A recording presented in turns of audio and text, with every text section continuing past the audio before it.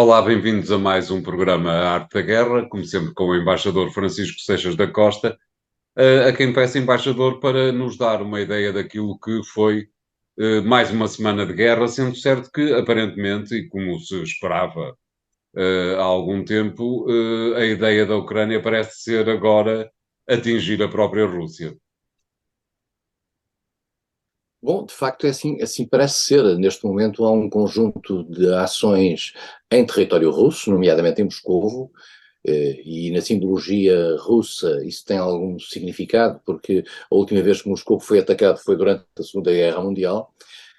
Alguns drones atacaram zonas aparentemente civis ou zonas sem objetivos militares, no que parece ser, em primeiro lugar, uma demonstração de força e capacidade de ação nesses territórios, num território muito afastado da fronteira ucraniana, e, embora os ucranianos não reivindiquem essas mesmas ações como ações cometidas pelo seu próprio exército, pelas suas próprias forças, é uma evidência, é um segredo mal guardado de que se trata de ações militares dessa natureza.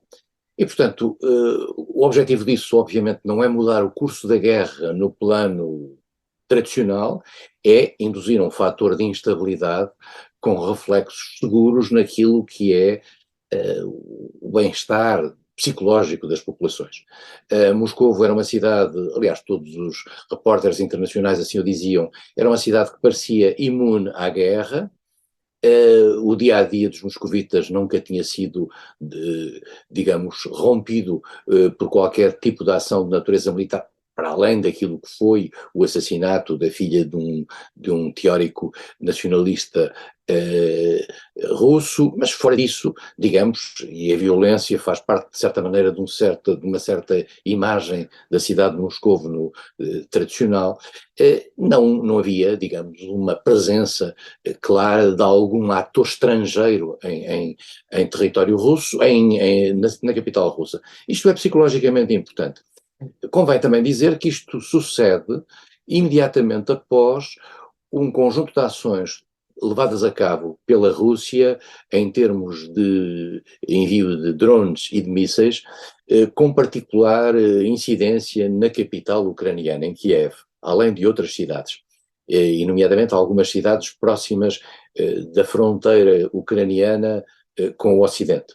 O que, para os observadores, significa que a Rússia quis mostrar que é capaz de atingir qualquer parte do território ucraniano. Não é capaz de lá chegar com forças, mas é capaz de atingir com mísseis.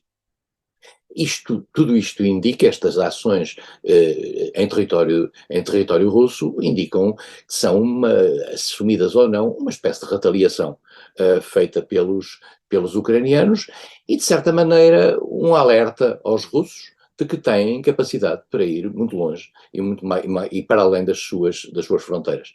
Nós já sabíamos que a Ucrânia tinha levado a cabo, ou alguém por ela, tinha levado a cabo um conjunto de ações em território russo, em diversas áreas de território russo, nomeadamente em ações à distância, nomeadamente em aquele famoso caso da Ponte de Kerch, que há uns meses, Exato. depois vários atentados vários envios de mísseis para zonas da Crimeia, mas também houve aquela intrusão em território russo próximo da fronteira ucraniana, com a mobilização daquilo que parecem ser, digamos, tropas russas treinadas pelos ucranianos. É esse, de facto, aquilo, ou treinadas, municiadas, ou pelo menos favorecidas em termos da liberdade da sua ação pelos ucranianos, reivindicando, digamos, uma espécie de linha dissidente russa, mas na realidade são tropas com objetivos ucranianos e trabalhadas nesse sentido. E, portanto, a Ucrânia procura mostrar que é capaz de atuar fora das suas fronteiras, e isso, digamos, não deixará de ter um efeito naquilo que é o pensamento estratégico russo relativamente a esta guerra. Mas também poderá ter alguns efeitos no ambiente psicológico da sociedade russa. Acha que poderá haver aí alguma mudança importante, embaixador? Não acho que possa haver mudança importante, enfim, de acordo com aquilo que se sabe. O apoio russo à guerra bastante alargado, e todas as credíveis sondagens, e são poucas as que existem nessa matéria, nenhuma delas dá a ideia de haver, digamos, uma reversão desse posicionamento, isto é, que Putin esteja em dificuldades para vender a guerra. Agora, a guerra não afeta da mesma forma toda a gente. Por exemplo, aquelas camadas etárias que são passíveis de recrutamento militar, naturalmente que são menos favoráveis à guerra. E por outro lado, também é óbvio que as camadas mais idosas, aquelas que têm uma memória trabalhada daquilo que foi a chamada Grande Guerra Patriótica, como era chamada na União Soviética e é chamada na Rússia, aquela noção de que a Rússia está a ser objeto, através da Ucrânia, de uma ação concertada dos poderes ocidentais, em particular dos Estados Unidos, que no fundo querem debilitar a Rússia e querem, enfim, transformar num poder menor. Isso leva a uma reação nacionalista na Rússia que, de certa maneira, não tem vindo a esmorecer, independentemente dos efeitos da guerra.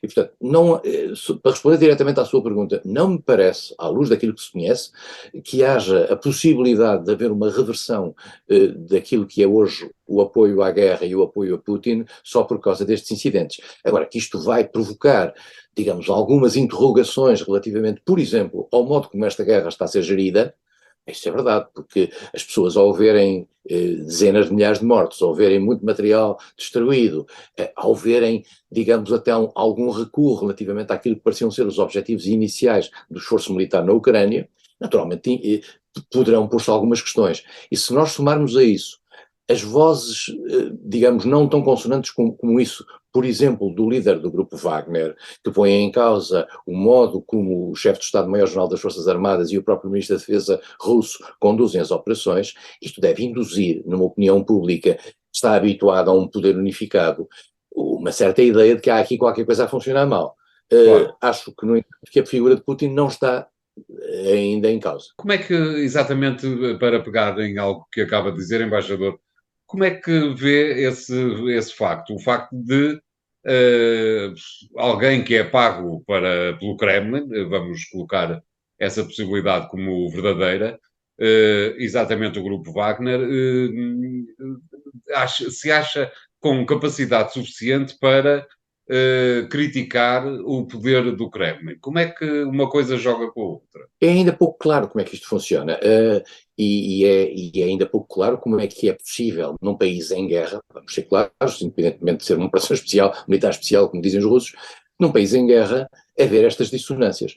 O que parece acontecer é que, dada a importância objetiva em termos de capacidade militar que o grupo Wagner apresenta, dada a sua disponibilidade para atuar em zonas complexas e para as quais aparentemente as Forças Armadas convencionais teriam alguma dificuldade, isto permite a Prigozhin, o líder do grupo, que nem sequer é um militar, mas é um empresário, no fundo, poder reivindicar a possibilidade de ter uma voz política. Porque, ao mesmo tempo, ele apresenta um discurso nacionalista.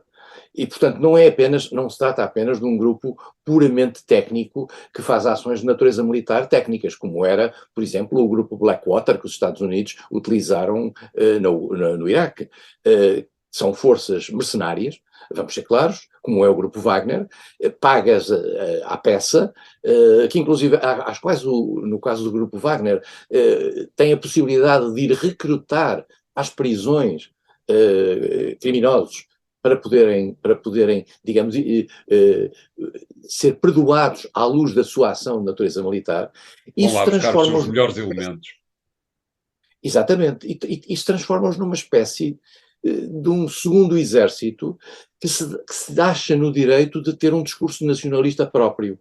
De algum modo, peço desculpa por interromper, embaixador, de algum modo isso de repente faz lembrar o Sudão. Sim, exatamente. Foi o caso típico das forças paramilitares e depois a relação das forças paramilitares com o próprio exército, que aliás, ao não ter funcionado, acabou por criar a conflitualidade mais recente no caso do Sudão. Mas eu diria que é preciso talvez perceber um pouco melhor a dinâmica interna da Rússia para se entender esta dualidade, que tem sempre um elemento fundamental, é que nem Prigozhin, nem os outros, o exército regular, põem em causa a figura de Putin. Putin passa impoluto nesta questão. E, portanto, todos eles se reivindicam de Putin, mas, naturalmente, Prigozhin cria aqui uma imagem de dissidência ou dissonância que, de certa maneira, deve criar interrogações na população russa, seguramente. Claro, evidentemente. Muito bem, obrigado. Vamos fazer aqui o primeiro intervalo do programa de hoje. Voltamos já de seguida com o segundo tema. Até lá.